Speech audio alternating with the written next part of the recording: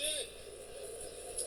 Black people don't fuck around in our airport. You ain't gonna never hear about no plane full of black folks getting hijacked either, because we just don't cooperate, you know? That's why they hijack them planes 8 o'clock in the morning, because they know ain't no niggas gonna be on there. It's too early. I'm on vacation. What the fuck I'm getting up that early for? I'm getting up at 4, and my flight got 15 fucking connections. I'm going to Vegas just so I can go to Miami. That's how it works. I got my ticket for $12.99. That's how you save money, nigga. That's how we do. We know how to make it work for us. That's what we do. We don't cooperate, right? Why do you think they ain't fuck with Air Jamaica? It's a lot of fuel on that plane, but they know. They get on Air Jamaica, they be like, oh, shit. Call Osama, this is not the right flight. No, they have plans. This is not going to work. You can't get on Air Jamaica talking about, hello, we're taking the plane. All you hear is, oh, someone sit down. Talk about hijack your mother. They hit it with the pussy, you know me. Cause that's a word in Jamaica. Can't hijack no plane full of angry Jamaicans. If it's Jamaicans in here, I'm sorry. Y'all the angriest group of black people on the fucking planet. They will lick shot for every fucking thing. They just simple shit. What do you mean, what I want to drink? You want me to shut up this whole bomber clad club, post to wall? You know me?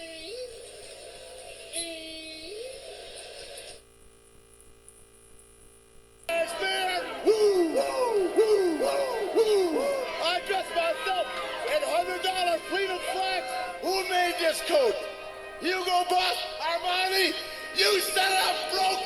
Hell, my life just started, Jack. You keep your mouth shut. I'm gonna go in there and slap your face. I ain't leaving. I'll wear a $15,000 Rolex and you get on Space Mountain. You'll be like this. And now, you and I are living the ride. Jet flying. Keep stealing. Wheeling, dealing. Son of a gun. Oh. Who are you? Diver, tell me how to wrestle. Right lights.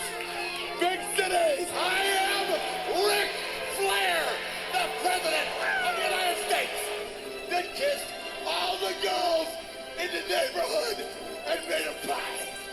Keep stealing, wheeling, dealing.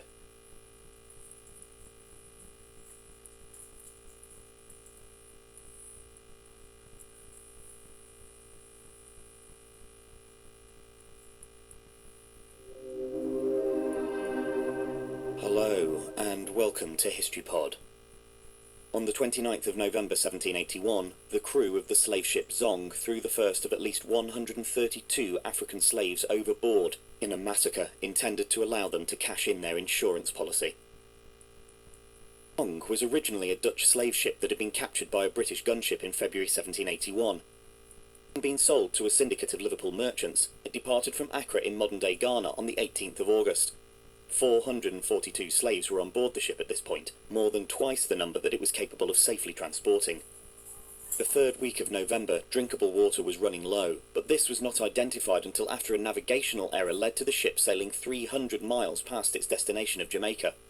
With death from thirst a high likelihood, the ship's crew voted to purposefully drown some of the slaves in order to ensure the survival of the ones remaining on board. The massacre began on the 29th of November and continued for 2 more days.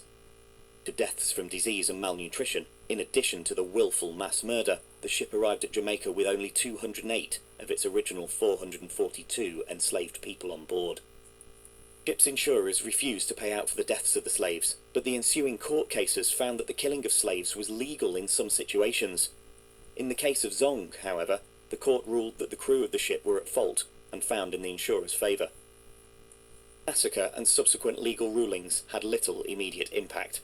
Within just a few years, however, the Zong massacre had become a central example of the horrors of the Middle Passage and stimulated the abolitionist movement.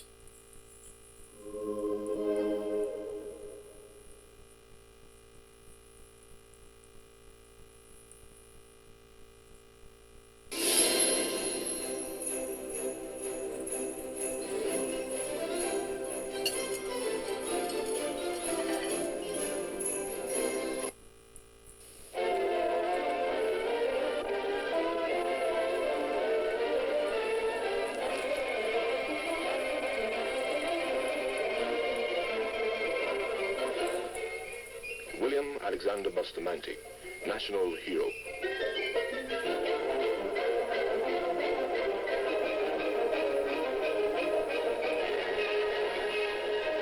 He was born William Alexander Clark at Blenheim, Hanover in 1884. As a boy, he grew up on this hilly property a few miles from Lucy. Alec, as he was known, attended school at Cocoon and Dalmally. He had his own horse and spent most of his time riding over the property. Later, the family moved to Belmont in St. Catherine, and in 1904, 20-year-old Alec Clark arrived there to be the junior overseer. Many Jamaicans were leaving the island to seek their fortune in Panama, Cuba, and parts of Central America.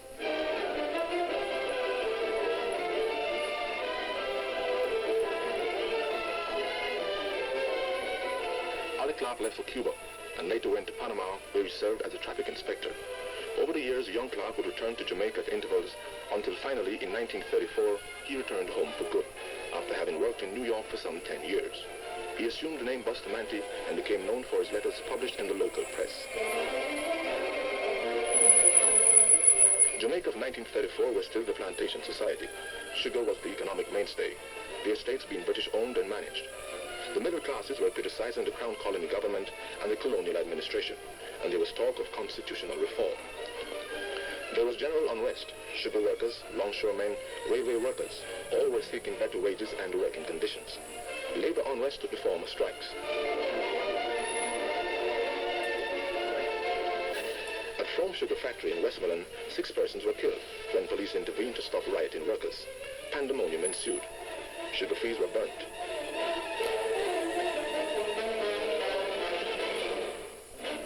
Following the unrest, workers started to unionize.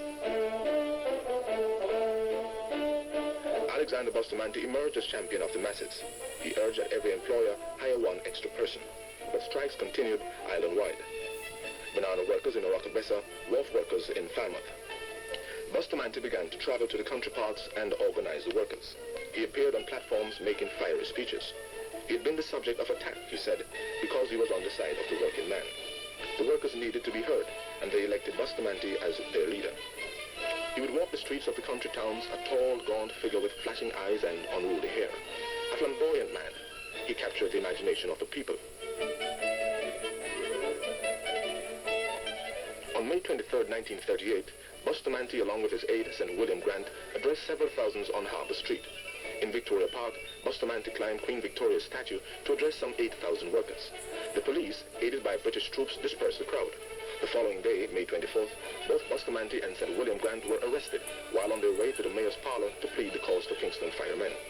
St. William Grant was clubbed to the ground. A furious Buster shouted, "Don't you dare touch me with your clubs."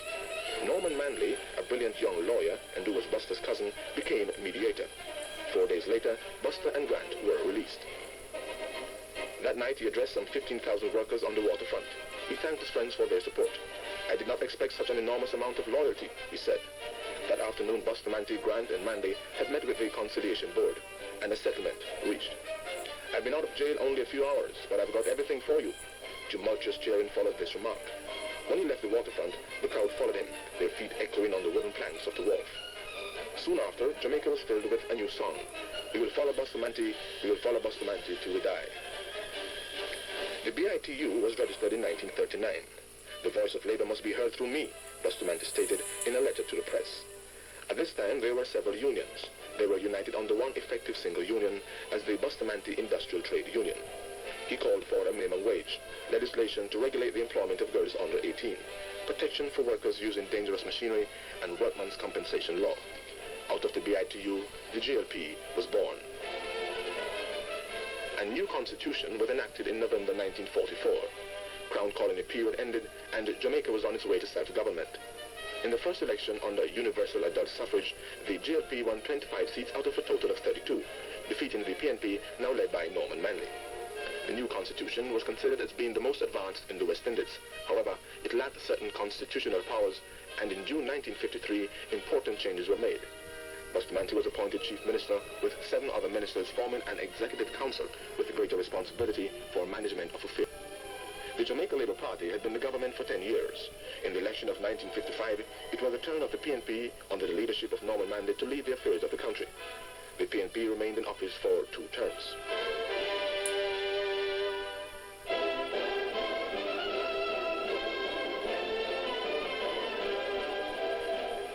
Bustamante was knighted, and as Sir Alexander assumed the role of leader of the opposition with dignity.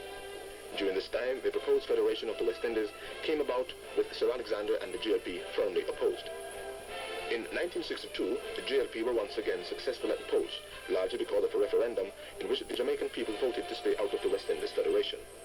In that year, Jamaica became an independent nation, with Sir Alexander as Prime Minister.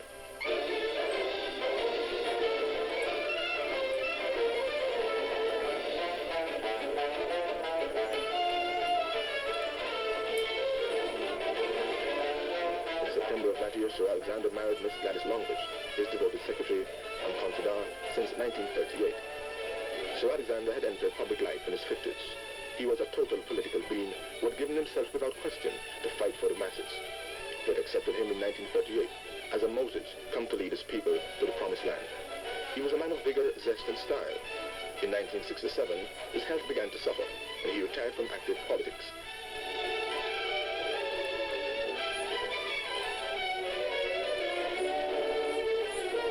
He was proclaimed a national hero in 1969, receiving Jamaica's highest honor at the same time as his cousin and political rival, Norman Manley.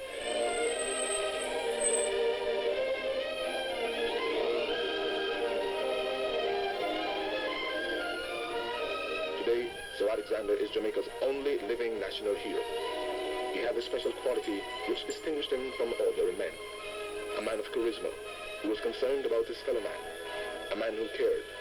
A man of whom Jamaica is proud.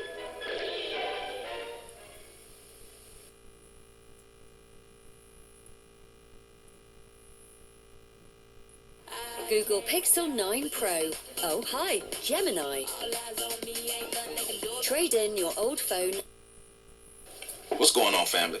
I'm just here to remind you that you can get yourself a copy of my new book, On the Shoulders of Giants, Volume 4 of the Caribbean, by visiting my website, www.ontheshoulders1.com, and help support me as I continue on my mission to make sure that my people have our information, even though, there are many people trying to stop us from learning our history. But hey, we can teach ourselves. One of the tools we can use is my new book, On the Shoulders of Giants. Taki was a Fronte chief of an Akan state in Ghana, who was said to be a ruler of the Kominda or the Koromatsi people. That information I have not confirmed. Taki was a wealthy chief with a high ranking among chiefs within the kingdom, who also spoke fluent English. Sources state that Taki admitted to selling Africans into slavery. That is how he gained a portion of his wealth. As time passed, Taki and his people were at war with another Akan state, but lost the war. Taki was then captured and sold to the British. Taki's life went from being a chief in Ghana to a slave working in the fields of Jamaica. Taki and others enslaved in Jamaica faced some of the harshest treatment of any slaves recorded. Taki became an overseer on the plantation he worked. As the overseer, he began planning a rebellion with fellow slaves. Taki had a vision of a Jamaica with a free colony of black people, absent of white oppression or influence. To create this Jamaica, he would have to defeat the British. In 1759, he would escape from his plantation into the caves of Jamaica, accompanied by fellow Africans ready to fight for their freedom. They would plan the rebellion for a year before they officially attacked the slave masters. April of 1760 was the beginning of Taki's rebellion, also known as the Easter Rebellion of Port Maria. In the early hours of Easter morning of 1760, Taki and his followers began their rebellion. They first killed their slave masters on the plantations they worked. They immediately found themselves free and in charge of their own destinies, but they were well aware that this was only an initial defeat. Real freedom came with totally defeating the British. As they killed their enslavers, they gathered as many supplies, weapons, and ammunition as they needed. The number of rebels grew as more and more Africans killed their enslavers to join the rebellion. Easter Day was a bad day for the plantation owners of Jamaica. The Africans rebelled until early the next morning. The following morning, Taki and his rebels celebrated their victories before continuing their plans to ensure their freedom. During their celebration, a cowardly African slipped away unnoticed, ran to the nearest plantation that wasn't ravaged by the Africans, and told the plans of the rebellion to the British. Taki and the rebels either practiced, believed, or tolerated the Obeah spiritual tradition. Because of their belief in Obeah, they trusted that they would be protected by Obeah, because an Obeah spiritualist cast a spell of protection over the rebels and ensured them that the weapons of the British could not harm them. The rebels were soon facing a British militia who were alerted of the rebellion by the person who sold out the rebels. Taki and the rebels initially faced the British militia with confidence because of the belief in the protection of Obeah by the spiritualists. The British quickly killed the spiritualist and hung him by his own mask. This spooked a great number of the rebels because they believed that they were protected. A number of them fled, but Taki and the bravest stayed and fought the British. The rebels were fighting for their freedom and enraged that their spiritualist was murdered. As the rebels were gaining the upper hand, Maroons who were contracted to fight with the British joined the fight against the rebels. Taki and the rebels were fighting for a month before Taki was killed by a Maroon named Davy. Once Davy killed Taki, he beheaded him and presented Taki's head to the British. Taki's death did not stop the rebellion. It only fueled the rebels to continue their fight. Taki's rebellion was Jamaica's second longest rebellion, behind the 30-year rebellion led by a brave woman named Brieful. A waterfall in Jamaica was named after Taki, which is Taki Falls, and a school was also named after him. His brave efforts and strategy led to Jamaica's second longest rebellion. As I stated earlier, the death of Taki was not the end of the rebellion, but it marked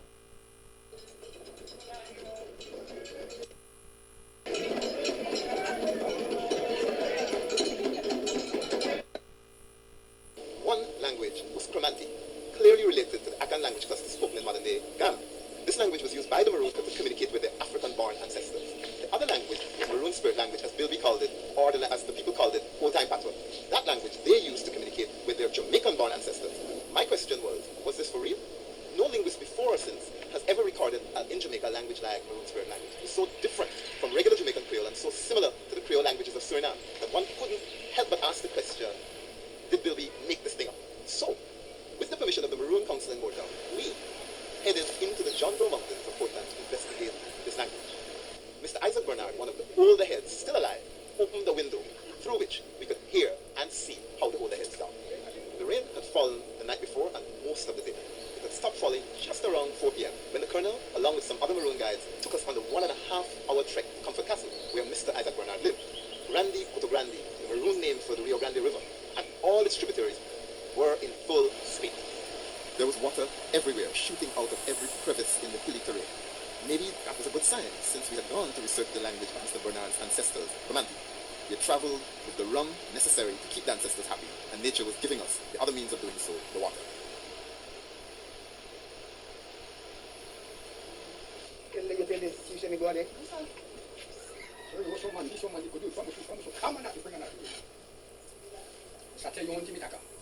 Mr. Tell you that? You tell me? No. You not tell me? No. What make?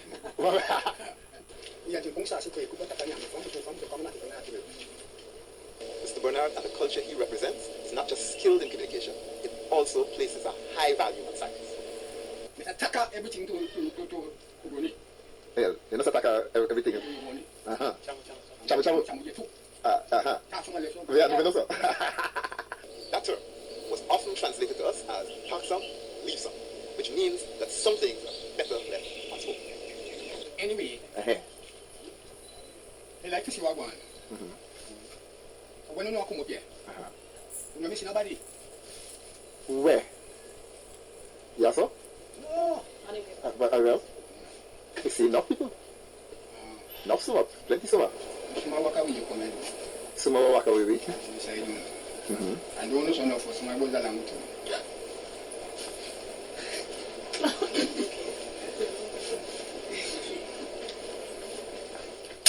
There's some good girl here with you.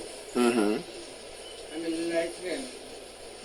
But one of them near me, he look at me special. That means left hand. Are we can left arm?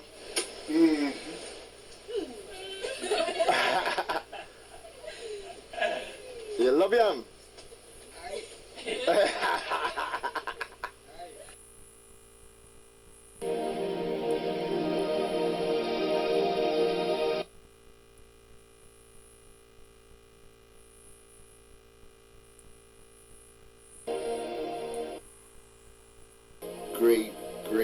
Great set of people. We are filled with spirituality. We are filled with greatness. It is us, Jamaica. Africa is waiting on for its deliberation. Now, Jamaica, we tend to shy away and even hate our fellow brother, the Haitians. The Haitians, ladies and gentlemen, to some Jamaicans, is like they're nobody. They're scorned. They're not even black people. They're considered the worst class of people by us Jamaicans on the planet Earth. But Jamaica, I want you to take a time out. Take time out and study how powerful the Haitians are and who rouses that Haitian spirit to fight. It is well known that Haiti is the only black colonized country that fought and won their independence. They did not go begging for their independence. They fought, and they fought long and hard, and they won their independence. Now, ladies and gentlemen, most of us are very naive because we do not even understand who or what manner of man is Bookman. Bookman Duty, or they call him Dirty Bookman. Dirty Bookman was a Maroon that went into Haiti in the 1700s, and he led the Haitians to a powerful revolution. a revolution that won. Now, ladies and gentlemen, it is said that Dr. Bookman spoke a very special prayer to the Almighty. And I'm going to share it with you, Jamaicans, because I want you to know that there are power in prayer. If you direct your prayer to the true and living God. On August 22nd, 1791, Bookman, or Dr. Bookman, conducted a ceremony in a place in Haiti known as Boys Cayman, which began the Haitian Revolution. The following is considered to be Bookman's prayer, taken from that ceremony. God who created the earth, who created the sun that gives us light, the God who holds up the oceans, who make the thunder roar, our God, who has ears to hear, you who are hidden in the clouds, who watch us from where you are. You see all that the white has made us suffer. The white man's God asked him to commit crimes, but the God within us wants to do good. Our God, who is so good, so just, he ordered us to avenge our wrong. It is he who will direct our arms and bring us the victory. It is he who will assist us. We all should throw away the image of the white man's God, who is so pitiless. Listen to the voice for liberty that sings in all our hearts. This prayer was prayed August 14th, 1791. This was the prayer that called to action the Haitian Revolution, which started on August 22nd, 1791. Long live our ancestors, Dr. Bookman and Toussaint, and all the revolutionaries that followed our liberation. Give thanks. What a powerful prayer. Now, ladies and gentlemen, let's get back to it. The Maroons, many of the Maroons fought a long and hard battle for almost 80 years. The Maroons fought. And guess what? Just like Dr. Bookman, they won. So Jamaica, there is that spiritualness in us that we must get back to our spirituality. It doesn't matter what religion, what denomination that you're involved with. You must get back to your spirituality. And your spirituality is speaking one-on-one to the Almighty God, the God. I want to break free. Have a break. Have a Kit Kat. Walking into a new church for the first time? Kinda scary. Walking into the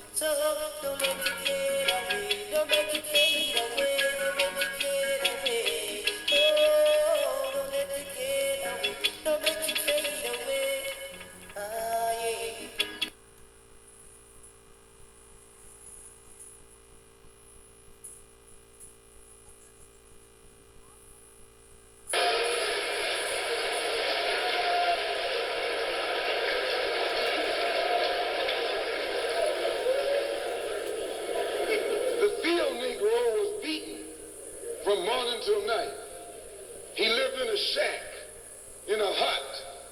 He wore cast-off clothes. And he hated his master. I say he hated his master. He was intelligent. That house Negro loved his master. But that field Negro, remember, they were in the majority. And they hated his master. Stop wasting your time with dropshipping, forex, crypto, or SMMA, artificial intelligence. When the house caught on fire, he didn't try and put it out. That field Negro prayed for a wind,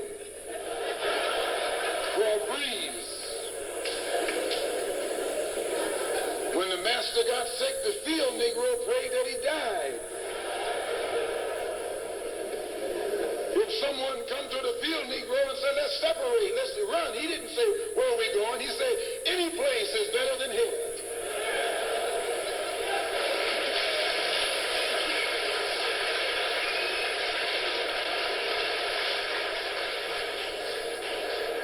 You got field Negroes in America today. I'm a field Negro. The masses are the field Negroes. When they see this man's house on fire, you don't hear these little Negroes talking about our government is in trouble. They say the government is in trouble.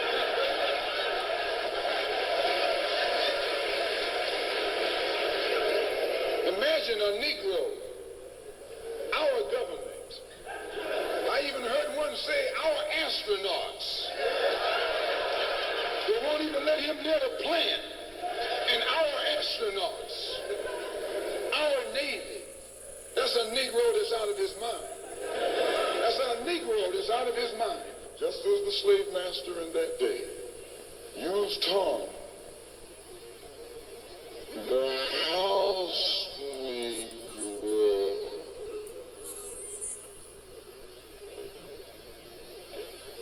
to keep the field Negroes in check. The same old slave master today has Negroes